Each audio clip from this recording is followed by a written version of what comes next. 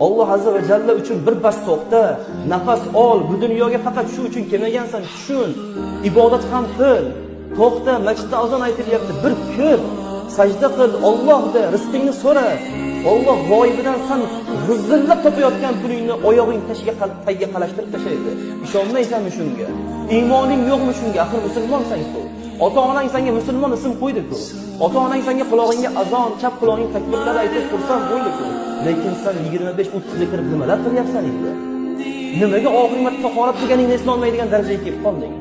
Nimaga faqatgina juma kunlari masjidga ko'radigan bo'lib qolding? Nimaga faqatgina jamoatga juma kuni keladigan bo'lib qolding? Qanaqa ummat bo'lding sen? Qiyomat kuni Allohning oldiga borganda nima deysan? Qanaqa qilib jamoatni qoldirmagan Rasululloh bilan bir safda turmoqchisan? Qanaqa qilib Abu Bakr Siddiqlar, Umar roziyallohu anhular bilan yelka-yelka turishlikka sen o'zingni loyiq deb bilyapsan? Nafsing seni aldab ketmadimi? Nafsing seni domiga tortib ketmadimi? Oyog'ingdan chalib ketmadimi? To'xta birodar.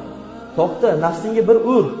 5 daqiqa o'ldirmaydi. Shundoq jamoatga kir, jamoat bilan shom o'qib chiqib ket. 5 daqiqa vaqting ketadi. Mayli tasbihingni yo'lda ayt. Hech kim senga qarshilik qilmaydi. Qo'lingdan kelgancha jamoatga chiq. Allohdan so'ra, tavfiq so'ra, madad so'ra. Bo'ldi, uxlayverma hadeb.